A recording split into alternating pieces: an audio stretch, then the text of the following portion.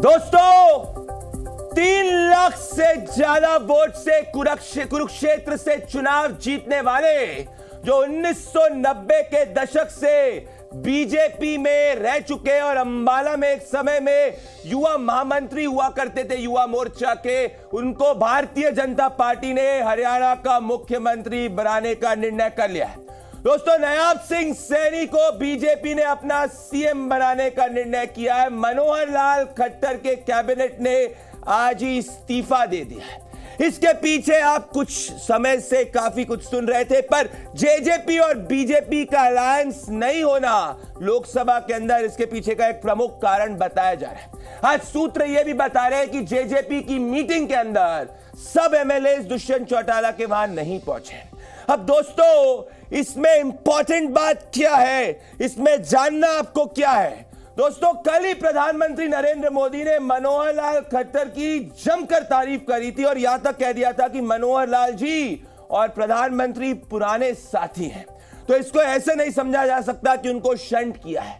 दूसरा, क्या non Jat OBC जो 90% बीजेपी को वोट किया है, वापस से नॉन जाट सीएम बनाकर बीजेपी ने हरियाणा में अपने 10 में से 10 सीटों के दरवाजे को कंप्लीटली खोल दिया है और ये चाबी को खोल दिया है क्योंकि नॉन ओबीसी को वापस से बागडोर दी गई है।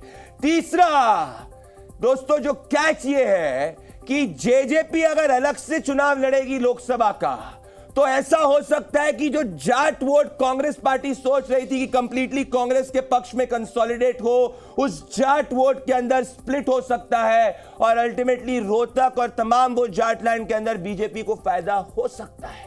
दोस्तों, चौथा जो मुख्य बात है कि बीजेपी ने क्या इसके तहत एक मास्टर स्ट्रोक कर दिया है, क्योंकि कई समय से रिपोर्ट्स चल रही थी कि हरियाणा के अंदर एक एंटी इनकम्बेंसी है स्टेट लेवल पे, तो प्रधानमंत्री नरेंद्र मोदी ने एक फ्रेश चेहरे को देकर इस एंटी इनकम्बेंसी को कट ऑफ कर दिया है। यह भी सवाल है दोस्तों जो आपके मन में आना चाहिए। और दोस्तों, फाइनली क्या इससे बीजेपी 10 में से 10 अपनी सीट तय कर रही है? क्योंकि याद रखिए, 2019 में बीजेपी ने अधिकतर सीटें, 90% से ज्यादा सीटें, 50% से ज्यादा वोट शेयर से जीती थी, जो 2014 के अंदर बीजेपी का वोट शेयर 40% भी नहीं था।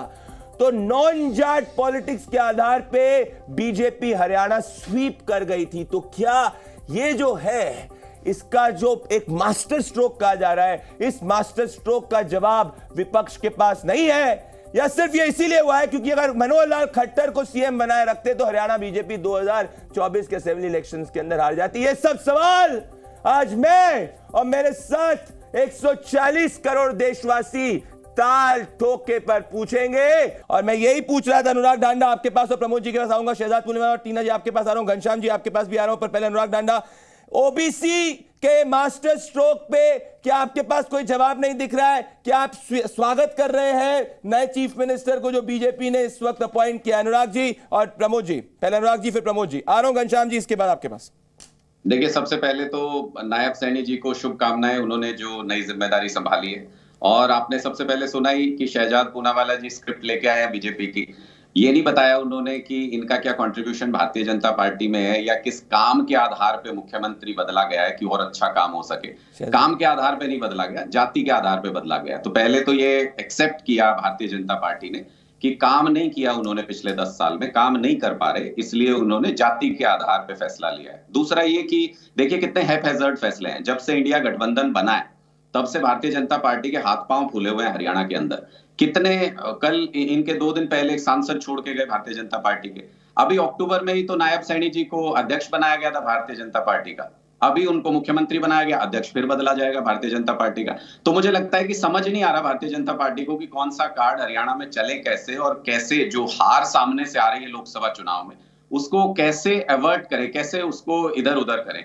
तो ये भ्रष्टाचार में डूबी हुई 9.5 साल की सरकार रही है खट्टर साहब की। निश्चित तौर पे समझ लीजिए जैसे भारतीय जनता पार्टी की बाकी सरकारें पूरी तरह से भ्रष्टाचार में डूबी हुई हैं, वही हाल हरियाणा। अगर मनोहर लाल खट्टर जी की सरकार भ्रष्टाचार के, अनुराग जी मैं कह रहा हूं कि आपने अपनी बात कही, शहजाद पूनेवाला उसकी जवाब देंगे, पर मैं एक चीज नहीं समझ पाया प्रमोद जी, शहजाद आप आ रहे हैं, मैं प्रमोद जी का आना चाहता हूं कि प्रमोद जी अगर भारतीय जनता पार्टी की, घनश्याम जी आपके पास आ रहा हूं, मैं टीना जी आपके पास भी आ रहा हूं, घनश्याम जी काफी समय से इंतजार कर रहे हैं, आ रहा हूं, घनश्याम जी मित्र हैं बड़े अच्छे, आ रहा हूं उनके पास, पर मैं कह नहीं समझ पा रहा हूं प्रमोद जी कि अगर अनुराग जी कह रहे हैं कि भारतीय जनता पार्टी की सरकार ने अगर काम नहीं किया है तो फिर मनोहर लाल खट्टर 2 बार चीफ मिनिस्टर कैसे रहे? अगर काम नहीं किया तो 2014 से 19 के बीच में वोट शेयर बीजेपी का 15% हरियाणा के अंदर कैसे बढ़ गया, ये मैं नहीं समझ पाया। ये कह रहे हैं तो अनुराग जी कह रहे हैं काम कुछ नहीं हुआ है। प्रमोद जी आ रहा हूं, अनुराग जी आऊंगा, प्रमोद जी आ रहा हूं। पत्रकार रहे हैं, हम लोगों के मित्र हैं, लेकिन अब चूंकि राजनीतिक भूमिका में है तो ये वही भाषा बोलेंगे जो इनकी पार्टी का लाइन होता है। और वैसे भी आम आदमी पार्टी की बड़ी ये एक विशेषता है कि सबको भ्रष्ट बताते हैं, उनके पास कोई किसी के खिलाफ प्रूव करने के लिए कुछ नहीं था। केजरीवाल जी भी अलमारी भर भर के आते थे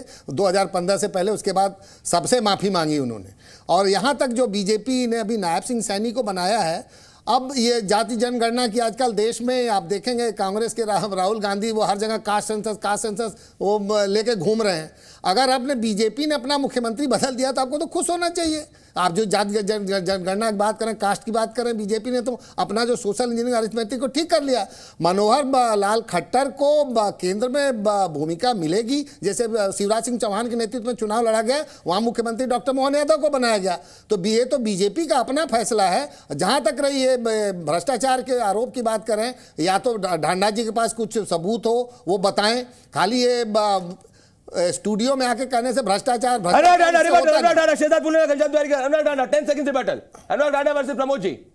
मैंने बहुत स्पष्ट तौर पे कहा कि जब आप मुख्यमंत्री बदलते हैं या तो काम को आधार बनाइए। नायब सैनी जी एक तो सांसद बनने के बाद गायब रहे पूरी तरह से अपने इलाके से, और उनकी पत्नी को अभी चुनाव लड़वाया था कुछ दिन पहले भारतीय जनता पार्टी ने, जिला परिषद के एक वार्ड में 4थे नंबर पे आई थी उनकी पत्नी जब चुनाव लड़ा उन्होंने। इससे पता चलता है कि उनकी जनता के बीच में पॉपुलैरिटी बेसिकली आपकी पार्टी के बारे में आपसे ज्यादा जान है ऐसा मुझे लग रहा है। देखिए मैं तो केवल इतना कहूंगा कि प्रमोद जी आप भूल गए, अनुराग जी और उनकी पार्टी भ्रष्टाचार का प्रूफ वाड्रा के खिलाफ देती थी, प्रेस कॉन्फ्रेंस रोज करती थी। आज वो प्रेस कॉन्फ्रेंस भी बंद हो चुके हैं और वो प्रूफ भी नहीं दिखाई दे रहा, क्योंकि कांग्रेस के साथ गले लिपट लिए हैं। बताइए, जो सोनिया गांधी को जेल में भेजने की बात कर रहे थे, मेरे पास ऑडियो सुनाऊंगा तो अनुराग जी बड़ा मुस्कुराएंगे। तब न्यूज 18 के लिए काम करते थे, खुद ऑडियो प्ले करते थे कि अरविंद जी ने आज ये बोला है, प्रेस कॉन्फ्रेंस ब्रेकिंग की है। और आज क्या हो रहा है उनके साथ, छोड़ दीजिए कि स्क्रिप्ट में मैंने इसलिए बोला उनकी ओबीसी के बारे में क्योंकि कांग्रेस पार्टी जो है जीएसटी में भी ओबीसी खोज लेती है मान्यवर। इसीलिए मैंने कहा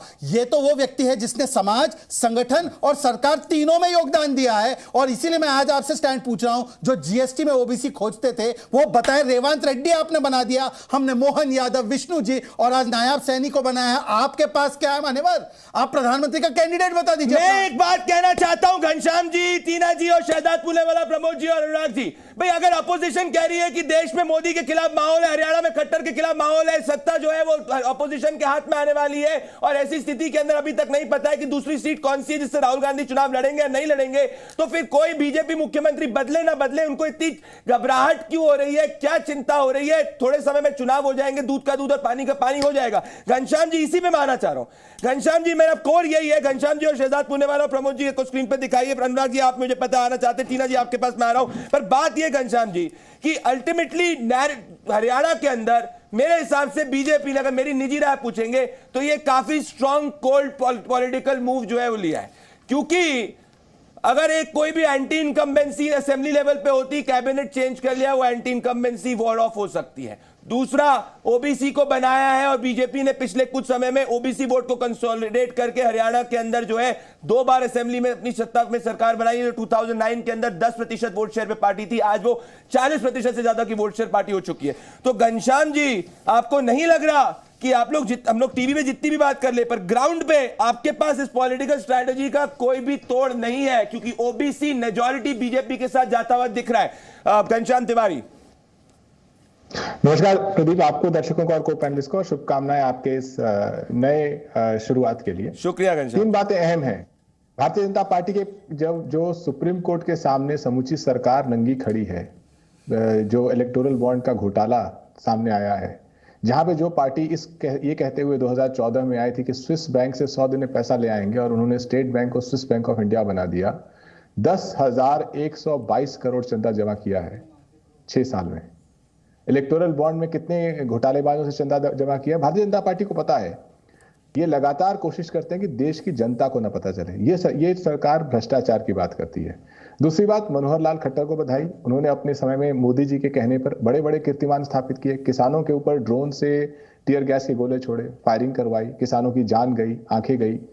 बेटियों को भारतीय जनता पार्टी के लोग जलील करते रहे। हरियाणा की बेटियां जिन्होंने देश के लिए मेडल जीता, आज भी जलील करते हैं। आज भी एक मंत्री है इनका जिसके ऊपर आरोप हैं। जो पार्टी बंगाल से लेकर के उत्तर प्रदेश से लेकर हरियाणा से लेकर गुजरात तक बेटी बचाओ नारे को रेपिस्ट बचाओ मॉडल बना दे, वो पार्टी कहती है कि उसका जमीन पर बड़ा मजबूत कीर्तिमान स्थापित है। जो पार्टी अन्नदाता के पांव के नीचे कीलें लगा दे और उनके ऊपर ड्रोन से फायरिंग कराए, उसको लगता है जमीन पर उसकी पकड़ मजबूत है। और उस पकड़ को मजबूत दिखाने के लिए तीसरी बात, एक कहानी सभी ने पढ़ी है, पंचतंत्र की कहानी है कि किस तरीके से एक तालाब जब सूख जाता है तो बिच्छू बगुले से कहता है कि तालाब सूख गया है, दोनों की जान बचाने के लिए आप मुझे उड़कर पार ले चलो। और जब बगुला और बिच्छू को लेके जाता है तो बिच्छू बीच रास्ते में उसको डंक मार देता है, बगुला गिर जाता है, उसकी जान चली जाती है।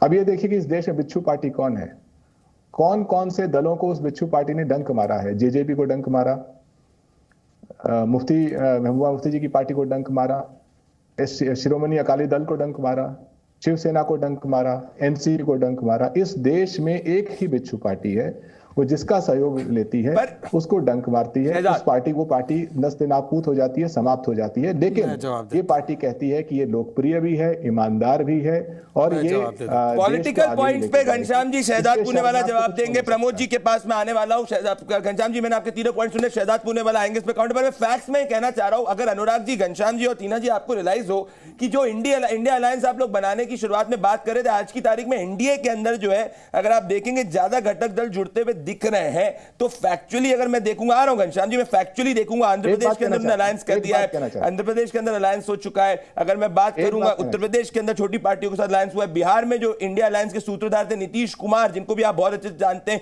वो अब एनडीए के अंदर शामिल हो गए। तो बड़ा एनडीए हुआ है 2019 के कंपैरिजन में। पॉलिटिकल पॉइंट्स का जवाब शहजाद पूनेवाला कहेंगे, वो कह रहे हैं कि आपको कोई मॉरल अधिकार नहीं, कोई नैतिक अधिकार नहीं है।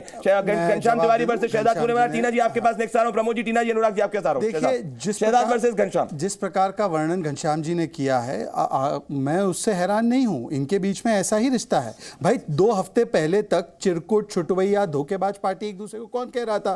किसने कहा एक थी कांग्रेस? किसने आज भी कहा है कांग्रेस बेईमान पार्टी है? पंजाब में कहा गया है भगवंत मान के द्वारा। कौन महाराष्ट्र में कह रहा है ये जीरो पार्टी है? कौन नॉर्थ वेस्ट की सीट को लेकर संजय राउत और संजय निरुपम का चल रहा है? और केरला में तो वायनाड की सीट से भगा दिया। देखिए टीना जी, कृपया करके ऐसी डिबेट नहीं हो सकती भाई, ये तरीका नहीं हो सकता। टीना जी आपके पास अपनी बारी में हमने तो दोनों 3 पैनलिस्ट है ना उस साइड पर, तो हमने तो सुना ना।